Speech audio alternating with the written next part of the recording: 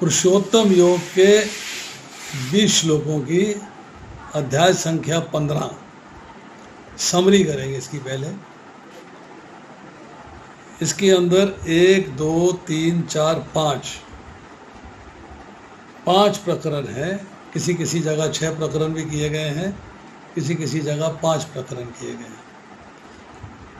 पहले से लेके 6वां श्लोक भौतिक जगत से आध्यात्मिक जगत की ओर विरक्ति और समर्पण के द्वारा भौतिक संसार से आपको डिटैचमेंट चाहिए। अश्वत्थ रूपी संसार वृक्ष, उसके छेदन एवं भौतिक संसार से विरक्ति का वर्णन है इसके अंदर। पहले से दूसरे श्लोक के अंदर चर्चा है कि भौतिक जगत एक उल्टा अश्वत्थ का वृक्ष है। इसकी शाखाएं अनेक लोक हैं। 3 गुण पोषण की प्रक्रिया है, टहनियाँ इंद्रिय विषय हैं और सहायक जड़ें सकाम कर्म हैं। डिटेल समझेंगे तब समझ में आएगी बात। तीसरे से लेकर 6ठे श्लोक में भौतिक जगत के वृक्ष को विरक्ति की कुल्हाड़ी से काटें एवं परमेश्वर की शरण ग्रहण करें का प्रक्रिया के द्वारा समझाया गया है और इस प्रकार आध्यात्मिक जगत को प्राप्त करें। उसके बाद नेक्स्ट है 7वें श्लोक से लेके 11वें श्लोक का वर्णन। इसमें चर्चा आती है जीव के देहांतरण का वर्णन हो रहा है। ट्रांसमाइग्रेशन ऑफ सोल, मतलब एक शरीर से आत्मा दूसरे शरीर में कैसे जाती है। शिवात्मा का स्वरूप और उसके जानने वाले एवं ना जानने वाले लोगों का वर्णन हो रहा है।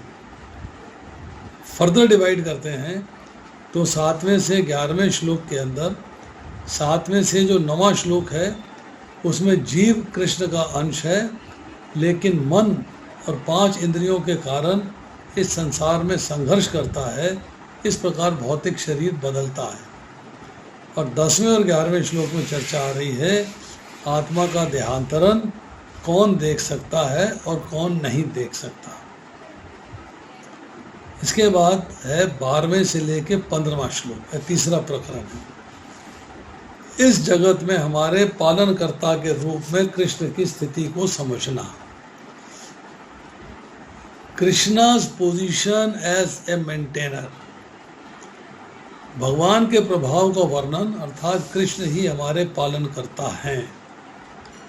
तो इसमें भी 2 डिविजन्स हैं। 12वें से लेके 13वां डिवीजन है कि ब्रह्मांडीय स्तर पर कृष्ण हमारे पालन करता है, मतलब इस ब्रह्मांड में कृष्ण हमारे पालन करता है। प्रकाश के स्रोत हैं, धारक है और जीवन रस प्रदाता के रूप में है।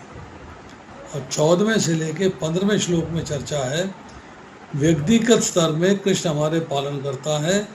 कैसे? पाचन, अग्नि और हृदय में आसीन परमात्मा के रूप में। फिर आती है चर्चा 16वें से लेके 18वें श्लोक में वेदों और वेदांत का सारांश बताया गया है। इसमें जो है जो 16वें से 18वें में 3 श्लोक हैं, 16, 17 और 18। इसमें जो है वेदों की समरी और वेदांत के बारे में चर्चा हो रही है। नंबर 1, ये 3 श्लोक जो है ज्ञान के हैं, नॉलेज के हैं। नंबर 2, और इसको त्रिश्लोकी भगवद गीता भी कहते हैं। इसमें क्षर, अक्षर एवं पुरुषोत्तम का वर्णन है। 2 प्रकार के जीवात्मा, क्षर और अक्षर 16वें श्लोक में, परमात्मा क्षर और अक्षर से परे 17वें श्लोक में, और परमेश्वर श्री कृष्ण 18वें श्लोक में। अब आती है 19 और 20वां श्लोक। कृष्ण को जानने का अर्थ है सब कुछ जान लेना। Knowing Krishna means knowing everything. Krishna को जानकर मनुष्य उनकी भक्ति करता है। जो इसे समझता है उसे ज्ञान तथा साक्षात्कार की पूर्णता प्राप्त होती है। ये जो है थोड़ी सी शॉर्ट में समरी है 15वें अध्याय की। अब पिछले अध्याय में भगवान कृष्ण ने कहा कि वे ब्रह्म के आधार और परम आश्रय हैं। 14वें अध्याय का 27वां श्लोक है।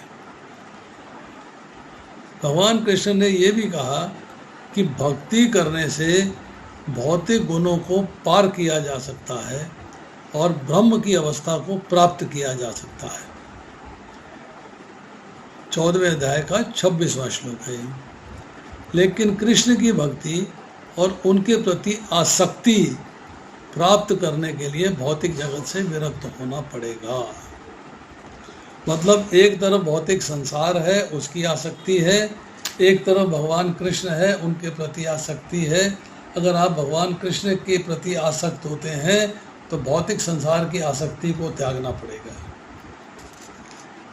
इस अध्याय में जो 15वां अध्याय है, इसके अंदर भगवान कृष्ण इस भौतिक जगत से आसक्ति तोड़ने की प्रक्रिया का वर्णन करते हैं कि कैसे आसक्ति को तोड़ा जा सकता है, भौतिक संसार की आसक्ति को कैसे तोड़ा जा सकता है।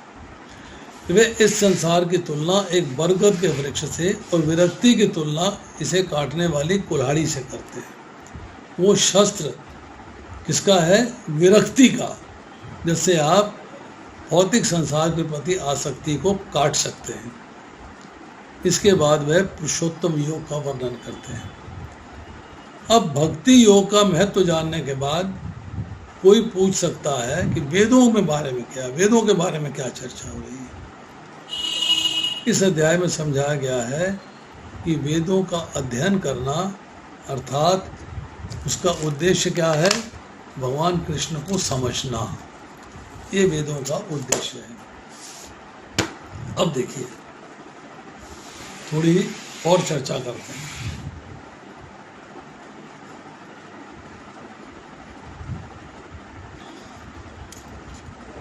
जीव भगवान का अंश है,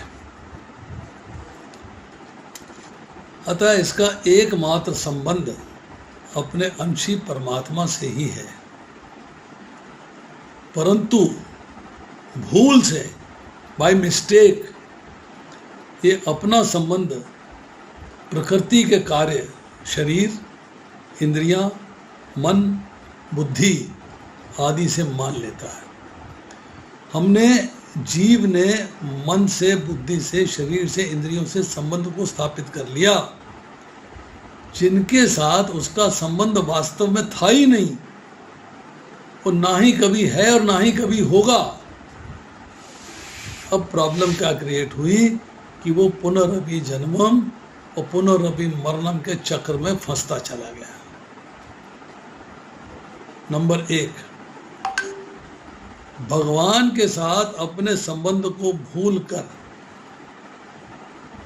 शरीर अर्थात इंद्रियां, मन, बुद्धि, कर्म की इंद्रियां, ज्ञान की इंद्रियां, ये विजातीय पदार्थ हैं, मतलब दूसरे जाति के हैं, अपनी जाति के भगवान हैं। तो ये दूसरे पदार्थों के साथ मैं, मेरा और मेरे लिए मानना ही व्याभिचार दोष है। व्याभिचार की चर्चा हम करते हैं, उसको अंडरस्टैंड करना इस अध्याय के अंदर बहुत ज़रूरी है, जो 14वें अध्याय के 26वें श्लोक में चर्चा हुई। अगर एक स्त्री पर पुरुष के साथ संबंध स्थापित करती है तो व्याभिचारिणी कहलाती है, और अगर एक पुरुष अपनी पत्नी को छोड़ के दूसरी लड़की के साथ, दूसरी स्त्री के साथ संबंध स्थापित करता है तो व्याभिचारी कहलाता है। अर्थ क्या हुआ? मीनिंग क्या हुआ? निष्कर्ष क्या है? निष्कर्ष ये है कि अपने को छोड़ के पराये के साथ संबंध स्थापित करना व्याभिचार कहलाता है। फिर रिपीट करता हूँ, जो आपका अपना है उसके साथ संबंध को त्याग कर, उसके साथ संबंध को भूल कर, उसके साथ संबंध को छोड़कर आप किसी दूसरे के साथ संबंध स्थापित करते हैं तो व्याभिचार कहलाता है। और आपके अपने हैं भगवान, क्योंकि प्रकृति जड़ है, आप भी चेतन हैं और भगवान भी चेतन है। तो आपका संबंध जो है भगवान के साथ है, क्योंकि आप उनके अंश हैं। अब आपने भगवान के साथ अपने संबंध को भुला के पराई भौतिक संसार के साथ संबंध स्थापित कर लिया, तो आप जो है व्याभिचारी हो, आप व्याभिचारी हो। This thing should be clearly understood. अब भगवान से प्रेम करते हैं, उस प्रेम में स्वार्थ होना चाहिए। भगवान से प्रेम करने का अभिमान होना चाहिए। अब भक्ति में अटल होना चाहिए। बट क्या होता है, हम भगवान से प्रेम करते हैं, उसमें प्रेम का स्वार्थ नहीं है, भौतिक कामनाओं का स्वार्थ है। पहली प्रॉब्लम। दूसरी प्रॉब्लम, अपने भौतिक सुख भोग, भौतिक ऐश्वर्य का अभिमान है। तीसरी बात, दिखाने के लिए भक्ति करते हैं परंतु भक्ति में अटल नहीं है। चौथी बात, भौतिक संसार के लिए भगवान को भूल जाना, विस्मृत कर देना। पांचवी बात, भगवान को स्वीकार करते हुए भी देवी देवता को भी स्वीकार करना, उसकी भक्ति में लग जाना। इसे पूछा, आप भगवान की भक्ति करते हो? यस, भगवान की भी भक्ति करता हूँ, की भी। दूसरे से पूछा, भगवान की भक्ति करते हो? कहता हाँ, मैं भगवान की ही भक्ति करता हूँ। भी और ही का अंतर है, बाकी सेंटेंस सेम है, एक वर्ड का अंतर है, की है या भी है। और ज्ञान से और कर्म से आकर्षित हो जाना, ये सब बातें आपको जो है भगवान से दूर ले जाती है। तो आप में व्याभिचार का दोष आ जाता है। अब ये व्याभिचार का दोष ही आपकी अनन्य भक्ति में बाधक है।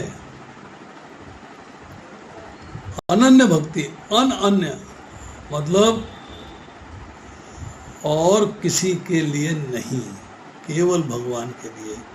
अनन्य चेता सत्यम जो माम स्मृति नित्यशः। अनन्य भाव से, अनन्य चिंतो यंतो माम ये जना पर्युपासते। अनन्य भाव से मेरा चिंतन करो। तस्मात् सर्वेषु कालेषु माम अनुस्मर युद्ध चाहे, सब काल में मेरा चिंतन करो। मन मना भवमद भक्तो मध्याजी माम नमस्कुरु। मतलब अपना मन मुझे दे दो, तुम्हारे मन में मेरे सिवाय और कोई नहीं होना चाहिए। एक क्षण के लिए भी मेरा विस्मरण तुम्हारे लिए असहनीय हो जाए, इनटॉलरेबल हो जाए, वो सिचुएशन आनी चाहिए। अब जो व्याभिचार दोष है, मतलब अपने भगवान को छोड़ के दूसरे किसी के प्रति आकर्षित हो जाना, ये अनन्य भक्ति में बाधक है। भक्ति तो कर रहे हैं पर अनन्य नहीं हुई, अनन्य भक्ति में बाधक है। अब इस बाधा को दूर करने के लिए 15वें अध्याय के पहले 5 श्लोकों में भगवान संसार वृक्ष का वर्णन करके उसका छेदन करने की आज्ञा देते हैं। इसलिए पहले 5 श्लोक बड़े इंपॉर्टेंट हैं। It will take time to understand that. समय लगेगा समझने में, आसान नहीं है, क्योंकि आपको भगवान ने इंस्ट्रक्शन दी है किस तरह से भौतिक संसार से संबंध काट के भगवान के साथ संबंध को जोड़ना है, और भौतिक संसार को समझाया जा रहा है और भगवान के बारे में बताया जा रहा है। इसीलिए जो व्याभिचार का दोष, जो 14वें अध्याय के 26वें श्लोक में हमने पढ़ा व्याभिचार के बारे में, उस व्याभिचार का जो दोष है वो अनन्य भक्ति में बाधक है। और अनन्य भक्ति में उसको बाधा को दूर करने के लिए भगवान ने 15वें अध्याय के 1 से लेके 5 तक श्लोकों में संसार वृक्ष का वर्णन करके उसका छेदन करने की आज्ञा दी है। अब देखिए, फिर दोबारा चर्चा करते हैं, समरी करते हैं। जीव भगवान का अंश है। भगवान जीव एवं प्रकृति से सुपीरियर, उच्च हैं और उनमें अनंत दिव्य गुण है। भगवान में अनंत दिव्य गुण है।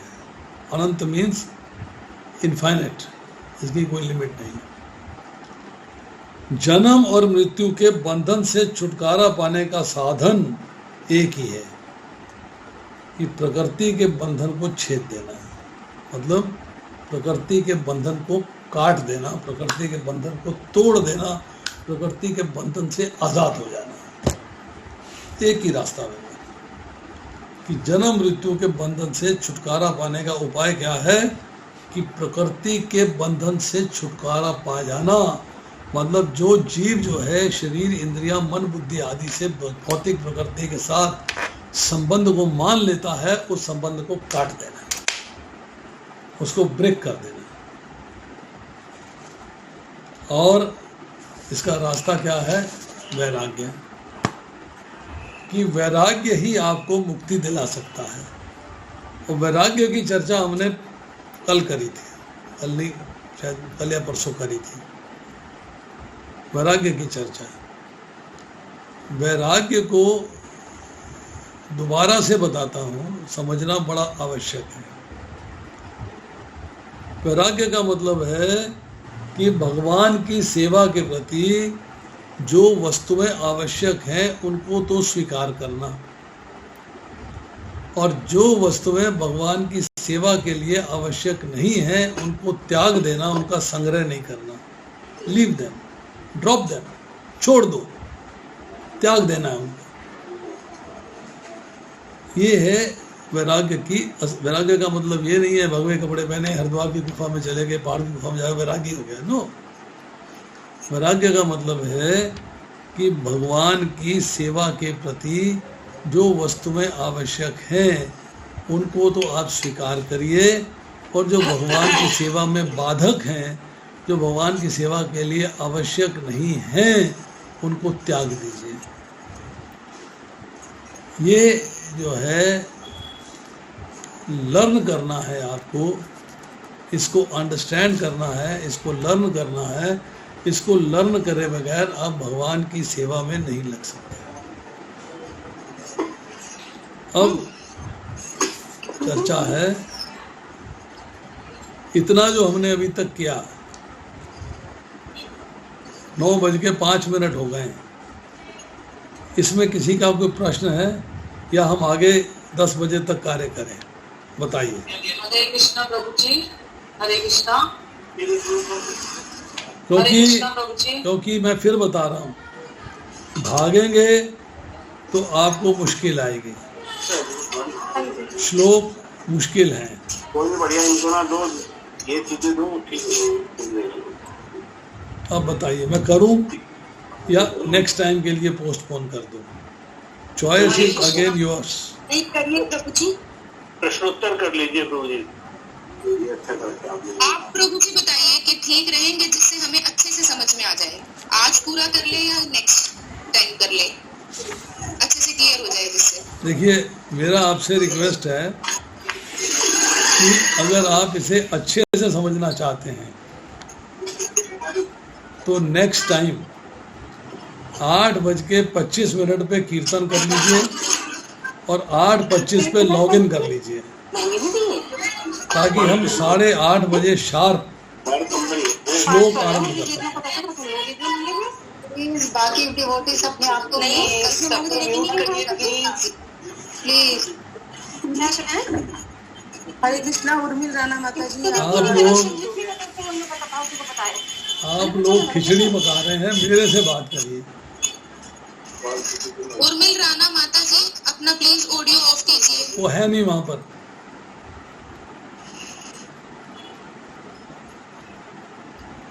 उर्मिल राणा माता जी, आपके लिए रिक्वेस्ट आई है कि आप अपना ऑडियो ऑफ कर लें और वीडियो ऑन कर दें।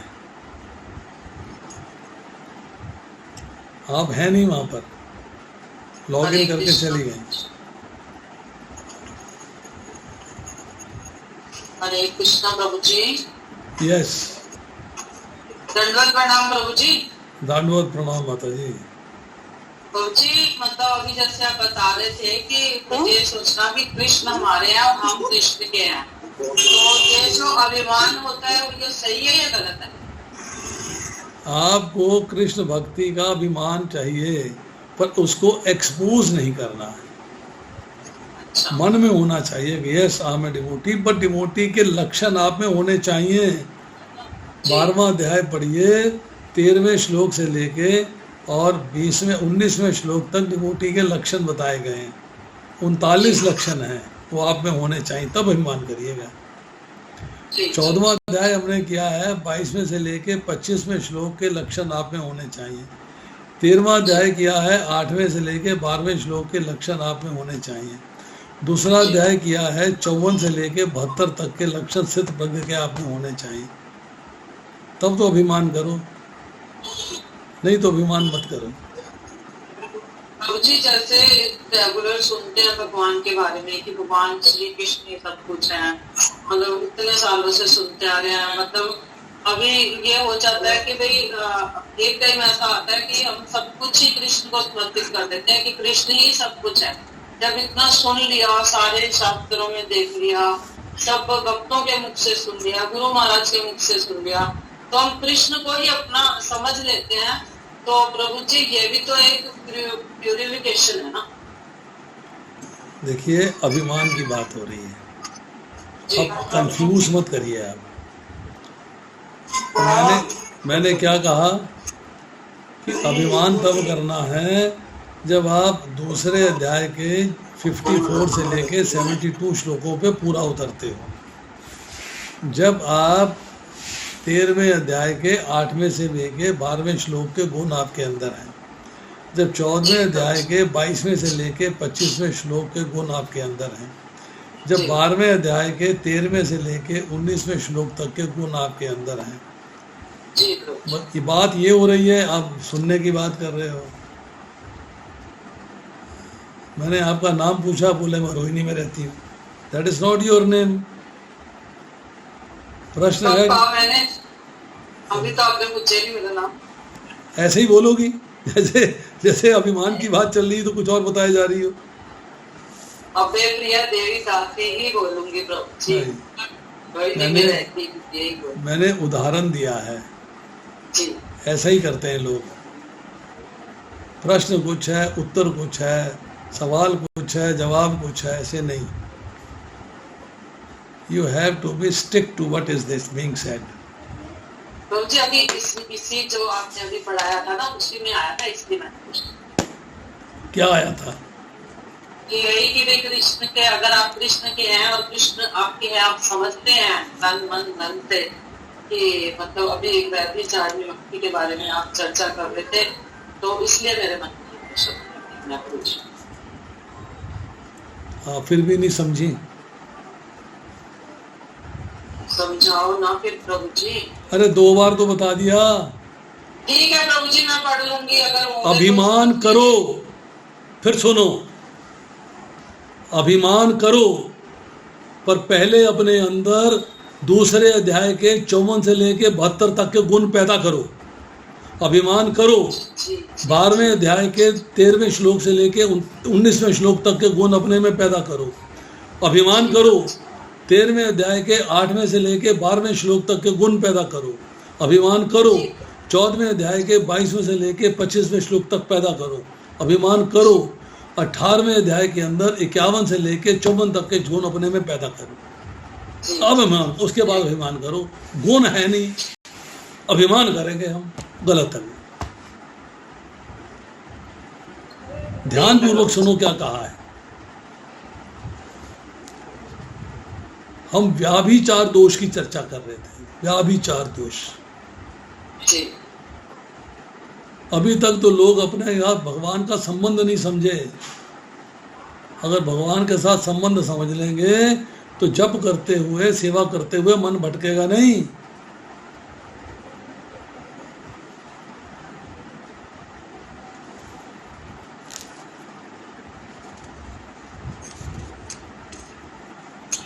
बिल्कुल सही कह रहे हो।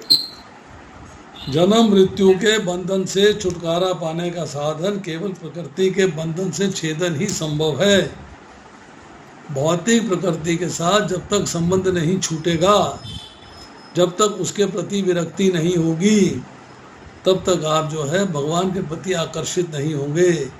जब भगवान के प्रति आकर्षित नहीं होंगे, भगवान के प्रति आसक्ति नहीं होगी, भगवान से प्रेम नहीं होगा, भगवान के धाम नहीं जाएंगे, तो जन्म मृत्यु से छुटकारा नहीं हो सकता। इसको समझो। ये मैंने जो 4-5 पॉइंट बताए हैं, इनको आप बार बार रिपीट करिएगा, टाइम एंड अगेन रिपीट करिएगा। ये समरी है चैप्टर 15 की, जी प्रभु जी। ये 15 चैप्टर की समरी है।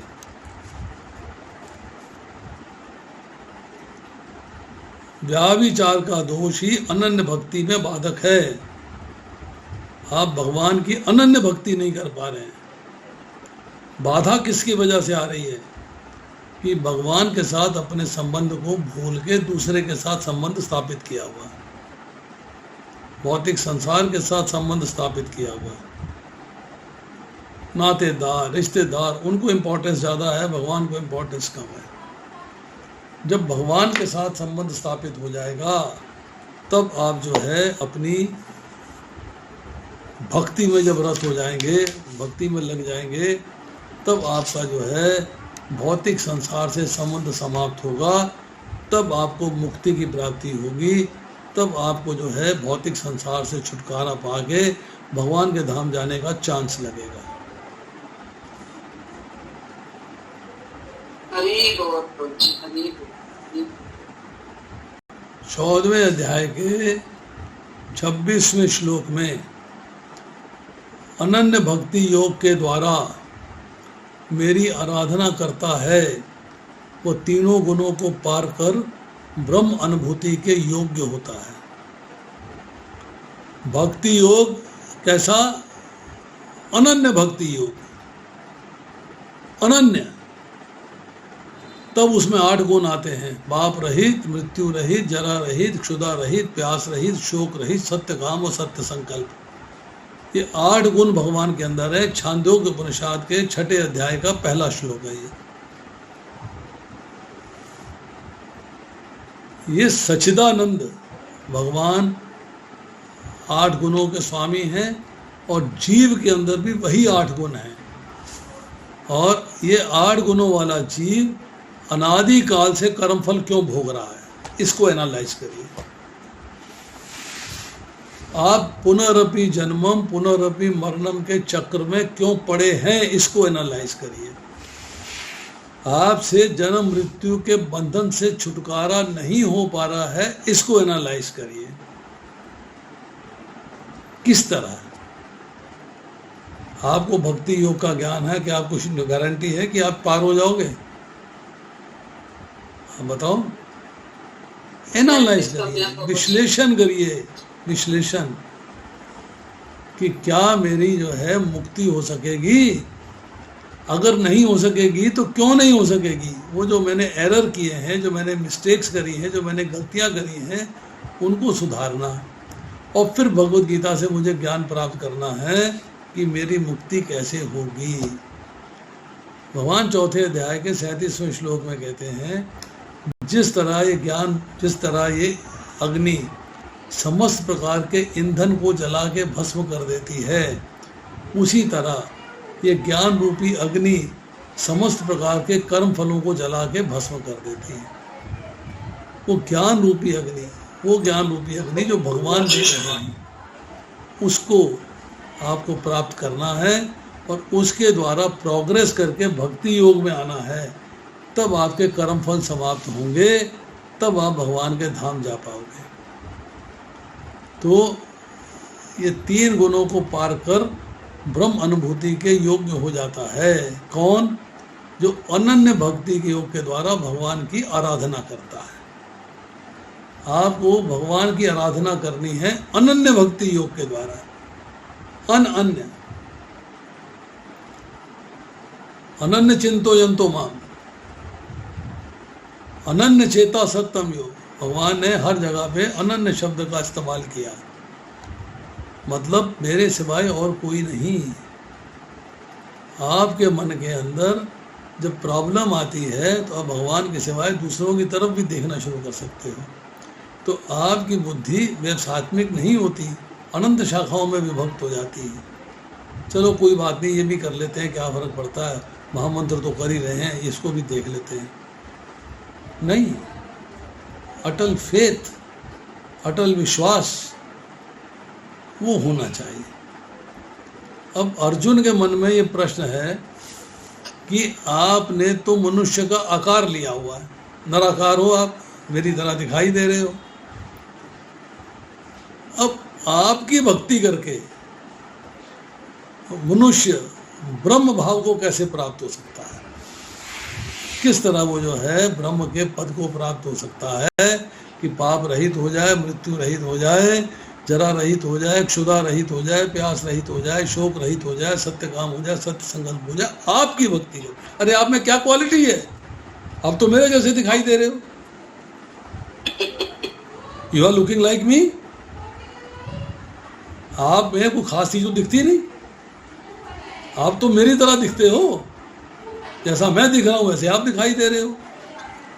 तो आपने तो मनुष्य का आकार लिया हुआ है, और आपकी भक्ति के द्वारा आप कहते हो मन मना भम मद भक्तो मद्याजी माम नमस्कुरु सर्वधर्मा प्रत्यजम माम एकम शरणम व्रजा अनन्य चिंतो यंतो माँ बाप, मेरी भक्ति करो, मेरी भक्ति करो, मेरी भक्ति करो, मेरी भक्ति करो। क्या ईगो नहीं है ये? मेरी भक्ति करने को बोल रहे हो। अरे आपकी भक्ति करके क्या मिलेगा? मैं ब्रह्म भाव को कैसे मनुष्य प्राप्त कर सकता है? कि ब्रह्म के भाव में आ जाए, कैसे हो सकता है ये? उसमें ब्रह्म के 8 गुण हो जाए, आपकी भक्ति करके भगवान की भक्ति करे, आपकी क्यों करे? ये बड़ा ही इंपॉर्टेंट क्वेश्चन है जो मन को उद्वेलित करता है। अब 14वें अध्याय के 27वें श्लोक में भगवान उत्तर देते हैं, हालांकि मेरा आकार इस समय मनुष्य का है, परंतु मैं ब्रह्म की प्रतिष्ठा और आश्रय हूं। मतलब ब्रह्म ज्योति भी कह लीजिए, ब्रह्म को भगवान भी कह लीजिए, ब्रह्म को परमात्मा भी कह लीजिए, उसकी प्रतिष्ठा और उसका आश्रय मैं हूँ। मैं जो तेरे सामने श्याम सुंदर रूप में खड़ा है वही हूँ मैं। मैंने जरूर आकार मनुष्य का लिया है, but I am original Krishna. मैं ओरिजिनल कृष्ण हूँ, मैं डुप्लीकेट नहीं हूँ। तेरे मन में भाव आ जाए कि इनकी भक्ति करके कैसे प्राप्त हो जाएगा ब्रह्म के भाव को, मैं वही हूँ।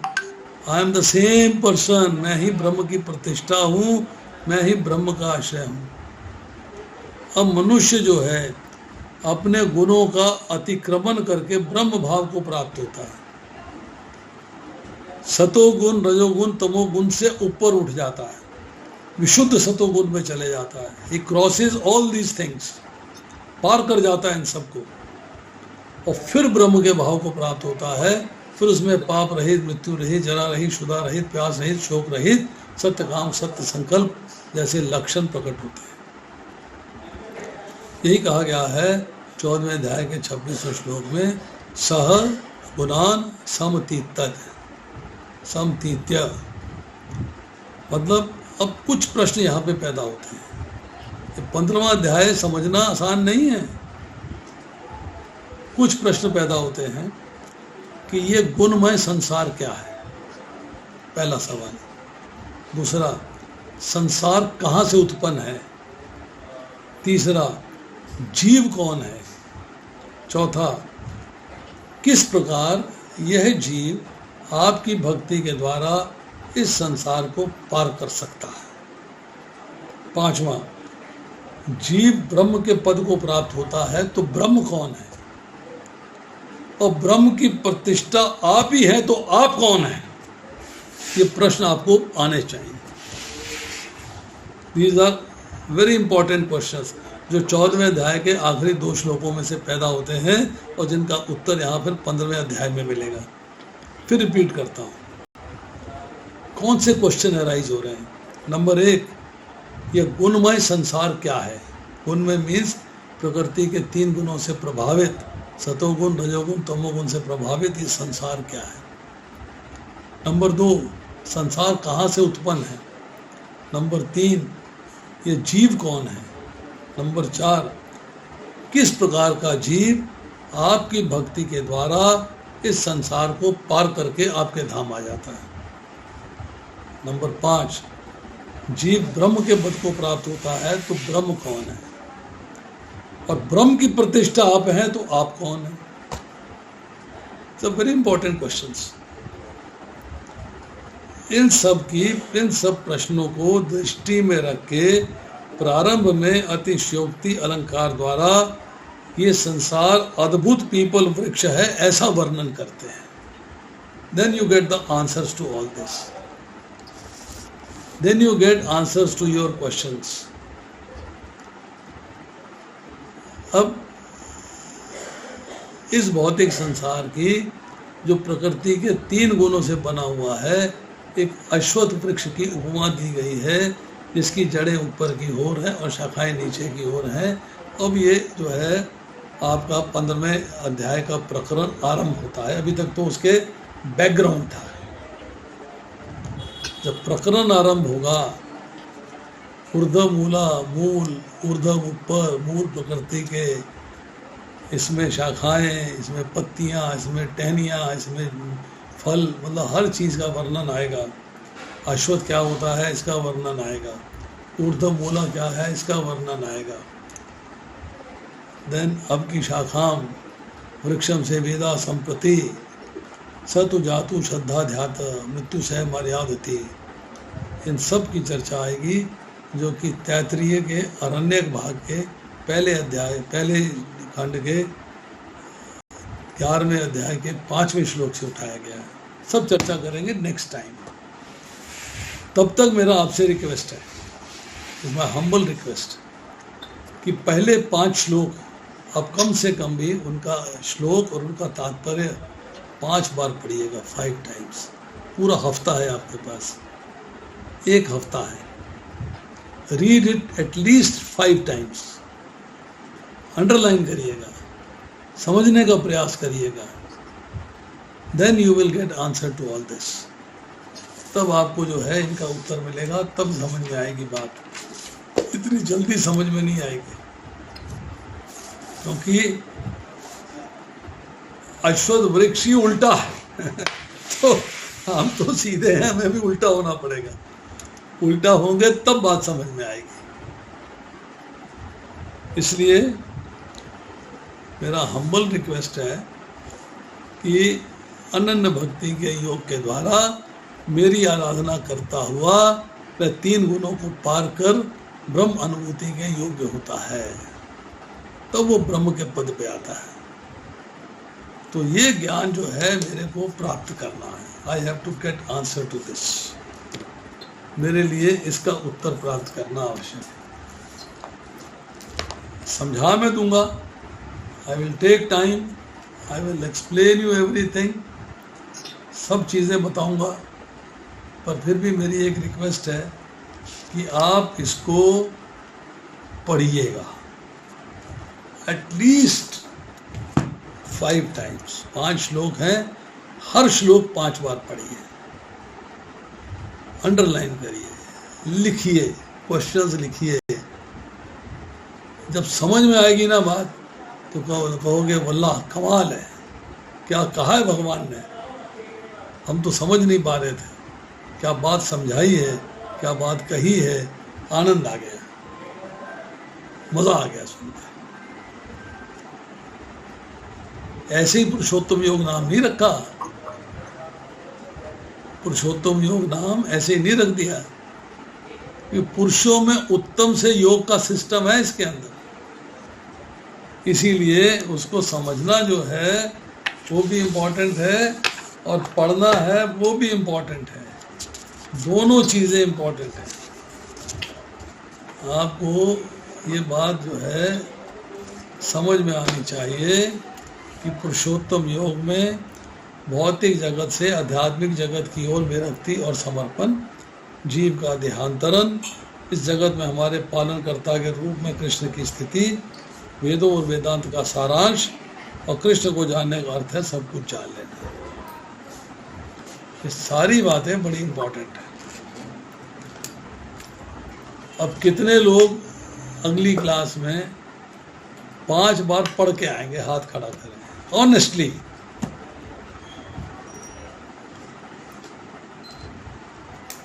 अभी सबके हाथ नहीं खड़े.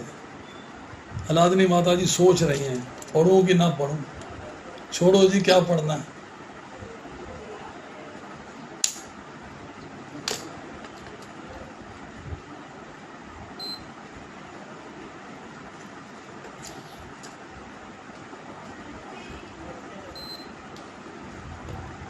ये मेरी कमिटमेंट है आपसे कि अगर मैं सरवाइव करता हूँ नेक्स्ट वीक तक तो आपको बहुत बढ़िया तरीके से समझाऊंगा। आज मैंने आपको 15वें अब तो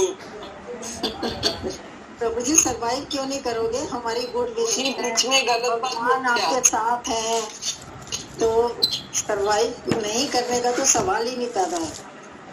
कुछ नहीं पता माता जी, समय क्या बलवान है। भगवान के आप इतने शुद्ध भक्त हो भगवान प्रभु जी। देखिए, मंडे क्लास नहीं होगी, ट्यूसडे क्लास नहीं होगी, बुधवार को क्लास नहीं होगी। I'll ड्रॉप ए मैसेज। सैटरडे तक कोशिश करेंगे क्लास करें, क्योंकि Sunday morning I'll be shifting to Vrindavan for 3 days, Monday Tuesday. Hari बोल हरी बोल हरी अगर बोल। मैं वेडनेसडे शाम तक आ गया तो मैसेज फ्लोट कर दूंगा, फिर वेडनेसडे क्लास करूंगा, because class is my dedication. अगर मैं 7 बजे तक भी घर आ गया, 7:30 तक भी घर आ गया, तो 8:30 बजे क्लास होगी। ये डिपेंड करता है ट्रैफिक पे और मेरे वहाँ जो काम करने जा रहा हूँ पूरा हो जाए, वो कंप्लीट हो जाए। तो संडे मॉर्निंग जाना है और कोशिश करके या तो ट्यूसडे इवनिंग या वेडनेसडे इवनिंग तक वापस आना है, एंड देन थर्सडे को क्लास करेंगे, इसी चैप्टर पे करेंगे। पर आपसे फिर मेरी हाथ जोड़ के विनती है कि आप 5 श्लोक पढ़िएगा ज़रूर, चाहे समझ में आए चाहे ना आए। ठीक है। प्रभु जी पहले 5 ना, 5 बार पढ़िएगा, 5 पढ़ने हैं ना। हाँ माता जी, पहले 5 1 से लेके 5 श्लोक तक, और सारे के सारे श्लोक 5 बार। पहला श्लोक 5 बार पढ़िए, दूसरा श्लोक 5 बार पढ़िए, तीसरा श्लोक का मतलब श्लोक नहीं, श्लोक का मतलब उनके शब्दार्थ, उनके अनुवाद, उसका तात्पर्य, और फिर इम्पोर्टेंट पॉइंट्स उसके अंदर से नोट कर लीजिएगा, अंडरलाइन कर लीजिएगा, लिख लीजिएगा, और फिर हम उन पे चर्चा भी करेंगे। और दूसरी शर्त मेरी जो है, सेकंड शर्त, उसको भी बता देता हूँ, मैं पहले भी बता चुका हूँ, दोबारा बता देता हूँ कि उस दिन 8:20 पे आप लॉग इन कर लीजिएगा, कीर्तन शुरू कर दें कोई भी माता जी, और 8:30 पे शार्प हम क्लास शुरू कर देंगे। ठीक है प्रभु जी, ठीक है प्रभु जी। हम 10 मिनट एडवांस चलेंगे, ठीक है प्रभु जी। 10 मिनट्स एडवांस में काम होगा, कीर्तन हो जाएगा, मंगलाचरण हो जाएगा, और 8:30 पे हम क्लास शुरू कर देंगे।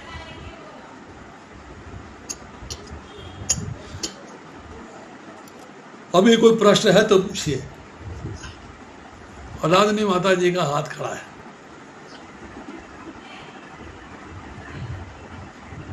हरे कृष्ण प्रभु जी। यस राजकुमारी जी बोलिए। 8 गुण कौन से हैं प्रभु जी? 8 गुण जो आपने बताए। माता जी मैंने 4 बार बोले, अभी 4 बार मैंने आपको 8 गुण 4 बार बताए, अब भी इसी रोज हर बार बताता हूँ। पाप रहित, मृत्यु रहित, जरा रहित, क्षुधा रहित, प्यास रहित, शोक रहित, सत्य काम, सत्य संकल्प। छांदोग्य उपनिषद 8वां अध्याय, पहला श्लोक। सत्य काम क्या है? सत्य संकल्प।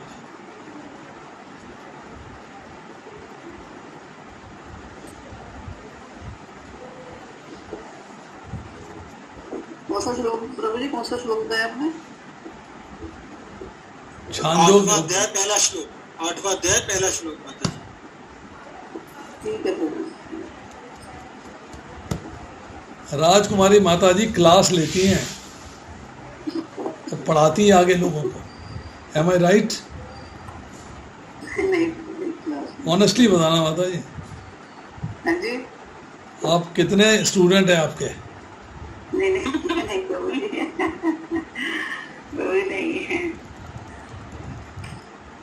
मैं आपको बताता हूँ, अभय प्रिया के स्टूडेंट्स हैं, तो भी इच्छा मेरी बहुत है। उर्मिल गुप्ता के स्टूडेंट्स हैं, ठीक है। प्रभु जी वो इनडायरेक्टली आप ही के, हम आप ही के माध्यम से प्रचार करते हैं, हमारा अपना कुछ नहीं है।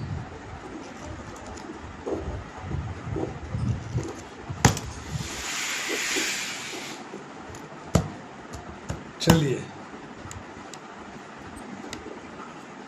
प्रभु जी, हरे कृष्णा। यस प्रभु। प्रभु जी, 7वें अध्याय से 12 अध्याय भक्ति योग है, और अभी हम पुरुषोत्तम योग की बात करें तो भक्ति भी तो हम प्रभु जी पुरुषोत्तम की कर रहे हैं। प्रभु जी, भगवत गीता के 18 अध्यायों को 3 भागों में बांटा गया है। 1 से लेके 6 तक अध्याय जो है भगवान के साथ संबंध का ज्ञान है। उसमें कर्म योग भी आ रहा है, निष्काम कर्म योग भी आ रहा है, दिव्य ज्ञान भी आ रहा है, अष्टांग योग भी आ रहा है। पर ये सारे के सारे योग जो हैं भगवान के साथ संबंध का ज्ञान देते हैं। संबंध कैसा होना चाहिए। भक्ति योग का मतलब है अभिधेय। अभिधेय का मतलब है कि आपको भगवान के साथ अपने संबंध को निभाना कैसे है, क्या करना चाहिए। भक्ति करनी चाहिए, भक्ति करनी चाहिए, यह ज्ञान आपको दिया।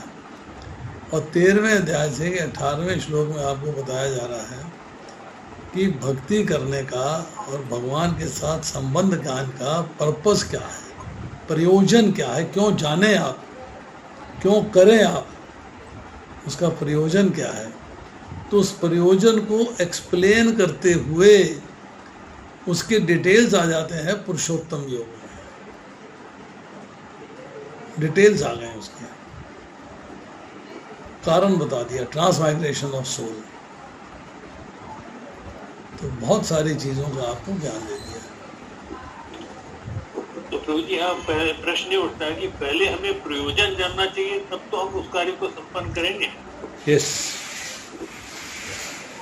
प्रश्न बहुत वैलिड है। आप ये बताइए कि आपके पास अगर 10 लाख रुपया आ जाए तो आप उसे कहाँ रखोगे।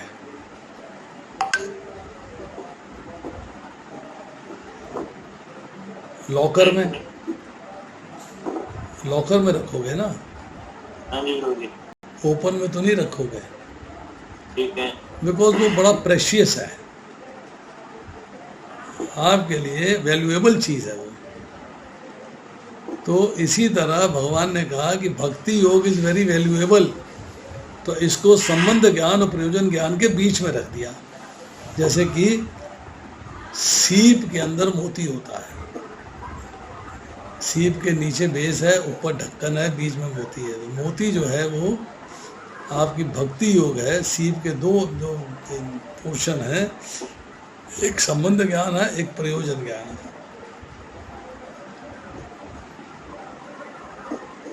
पढ़ना आपको पूरा है।